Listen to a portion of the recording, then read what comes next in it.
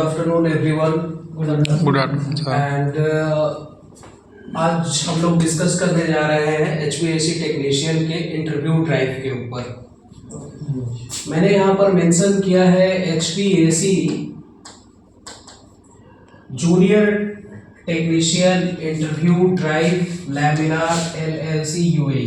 सबसे पहले मैं आपको बता दूं कि लैमिनार जो कंपनी है वो UAE में एस्टेबलाइज है और लैमिनार कंपनी का ड्राइव है हमारे यहाँ हमारे सेंटर में, जो कि 15 जनवरी और 16 जनवरी को होगा। 15 जनवरी को फर्स्ट राउंड और 16 जनवरी को फाइनल राउंड है। तो लैमिनार कंपनी में जो जूनियर टेक्नीशियन की इंटरव्यू है उसके ऊपर हम लोग एक सेशन करने जा रहे हैं, जिसमें सारी इंफॉर्मेशन दी जाएगी कि जूनियर टेक्नीशियन में किस लेवल का क्वेश्चन एम्प्लॉयर आपसे पूछ सकता है। तो सबसे पहले मैं चाहता हूं कि आप लोगों को जो HVAC हमारा डोमेन है उसके बारे में मैं बेसिक इंफॉर्मेशन आप लोगों को दे पाऊँ।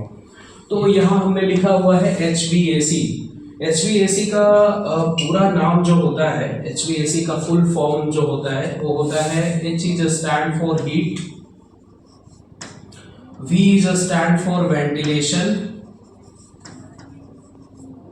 A is a stand for air and C is a stand for condition, heat ventilation air condition. ठीक है, HVAC जो हमारा HVAC डोमेन है वो हमारा मैकेनिकल इंजीनियरिंग का कोर, मैकेनिकल इंजीनियरिंग का कोर होता है MEP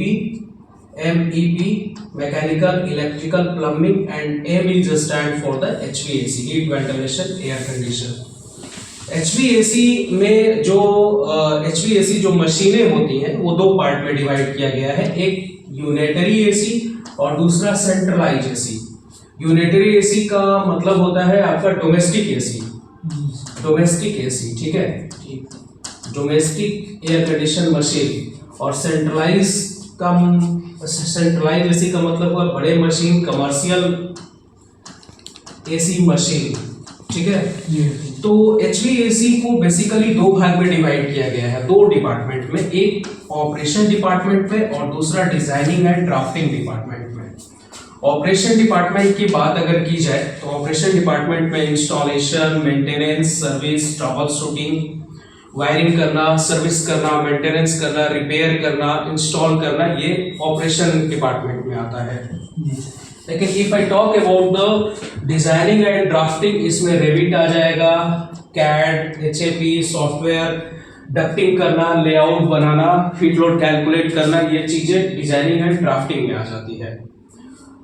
HVAC मशीन कितने टाइप के होते हैं, ये सबसे इंपॉर्टेंट क्वेश्चन है। मैंने कुछ मशीनों का यहाँ पर नाम लिखा है, window AC, split AC, ductable split unit, floor standing type, roof top package AC, VRF, VRV, air cool chiller, water cool chiller, AHU air handling unit, fresh air handling unit, fan coil unit. इसमें से कुछ machine unitary AC के under में आता है और कुछ machine centralise AC के अंडर में आता है। ठीक है, यूनिटरी एसी का मतलब हुआ कि डोमेस्टिक एसी जो घरेलू तौर पर यूज होता है, और सेंट्रलाइज एसी का मतलब हुआ जो बड़े प्लांट में, इंडस्ट्री में, कमर्शियल बिल्डिंग में यूज होता है। ओके, अब अगर आपकी सिलेक्शन लैमिनार कंपनी में होती है तो जो टेक्नीशियन का रोल्स एंड रिस्पॉन्सिबिलिटीज होता है, जो जॉब रोल होता है, वो मैंने यहाँ पर मेंशन किया है कि एक टेक्नीशियन की रोल और रिस्पॉन्सिबिलिटीज क्या होती है।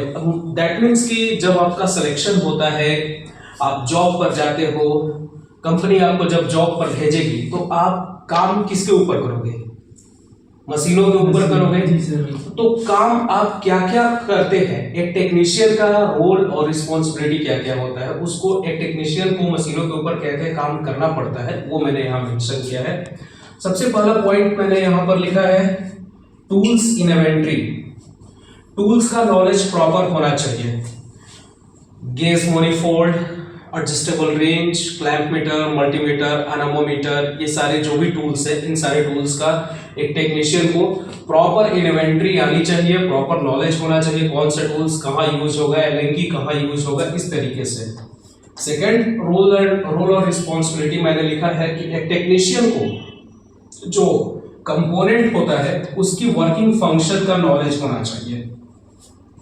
कंप्रेसर का काम क्या होता है, ब्लोअर का काम क्या होता है, कॉन्ट्रैक्टर का काम क्या होता है, रिले का काम क्या होता है।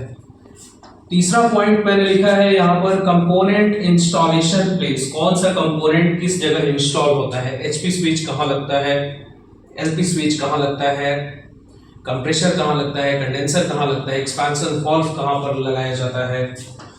नेक्स्ट पॉइंट मैंने लिखा है कंपोनेंट रिप्लेसमेंट, कंप्रेसर को रिप्लेस करना, चेंज करना है, एक्सपेंशन वाल्व को चेंज करना है, फिल्टर ड्रायर को चेंज करना है, एक्यूमुलेटर चेंज करना है। तो वो एक टेक्नीशियन के पास वो स्किल होनी चाहिए, तभी वो मार्केट में परफॉर्म कर पाएगा और अच्छा काम कर पाएगा।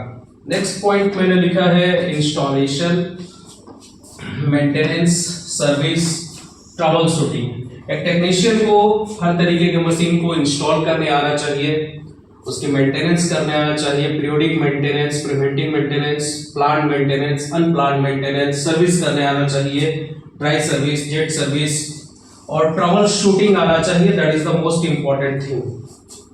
कोई प्रॉब्लम है, सेंसर काम नहीं कर रहा है, एरर कोड आ रहा है, तो क्यों आ रहा है, वो चीज को फाइंड आउट करके और उसको ठीक करना है। फिर मैंने नेक्स्ट पॉइंट में यहाँ लिखा है लीक टेस्टिंग, कोई मशीन कूलिंग नहीं कर रहा है तो लीकेज चेक करने आना चाहिए आपको, प्रॉपर नाइट्रोजन का प्रेशर कितना डालेंगे, कैसे नाइट्रोजन चार्ज करेंगे मशीन में, वैक्यूम कैसे करेंगे, लीक फिक्सिंग, लीक को ठीक करने, ब्रेजिंग करके लीक को ठीक करने आना चाहिए आपको। रेफ्रिजरेंट चार्जिंग मैंने लिखा है यहाँ पर, गैस चार्जिंग करने एक टेक्नीशियन को आना चाहिए। रेफ्रिजरेंट लेवल मेजरमेंट, रेफ्रिजरेंट कम है या ज्यादा है, ये एक टेक्नीशियन को आना चाहिए। नेक्स्ट मैंने लिखा है यहाँ पर copper tube operation, copper tube brazing करने आना चाहिए टेक्नीशियन को, फ्लेयरिंग करने आना चाहिए, कॉपर ट्यूब ज्वाइंट करने आना चाहिए, इंसुलेशन, कॉपर ट्यूब में इंसुलेशन करने आना चाहिए, कॉपर ट्यूब का रिप्लेसमेंट आना चाहिए। नेक्स्ट पॉइंट मैंने लिखा है electrical wiring and electrical component replacement, electrical wiring आपको आनी चाहिए, इलेक्ट्रिकल कंपोनेंट को रिप्लेस करने आपको आना चाहिए।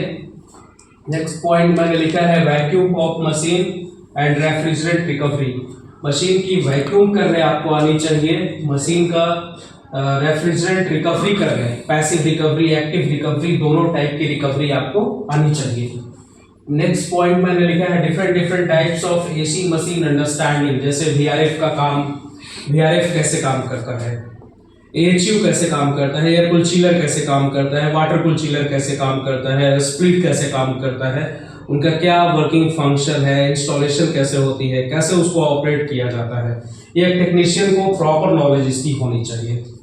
नेक्स्ट पॉइंट मैंने लिखा है HVAC operating process and observation, machine का एचवीएसी टेक्नीशियन के पास मशीन को ऑब्जर्व करने की काबिलियत बहुत इम्पॉर्टेंट है होना, मशीन को ऑब्जर्व करना, उसके नॉइज लेवल को समझना, उसके आवाज को समझना, ये सिस्टम को समझना, ऑब्जर्व करना, प्लांट को ऑपरेट करना।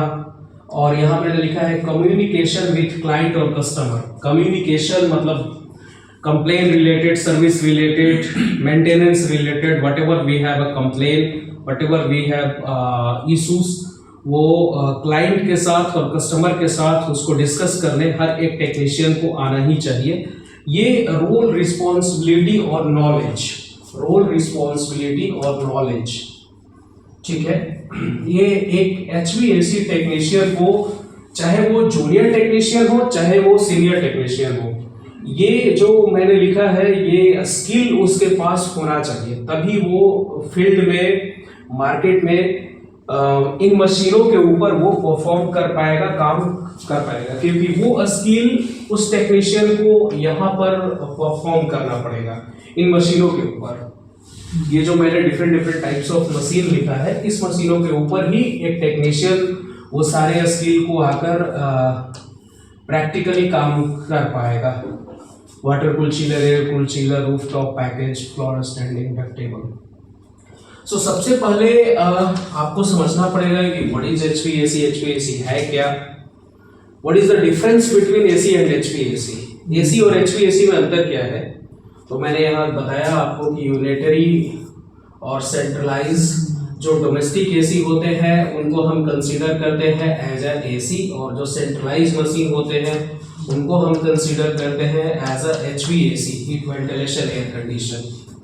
और ये सारी चीज़ें जो है एक टेक्नीशियन के लिए बहुत ही इम्पोर्टेंट होता है जब वो किसी प्रोडक्ट के ऊपर काम करने के लिए जाते हैं। Thank you so much guys.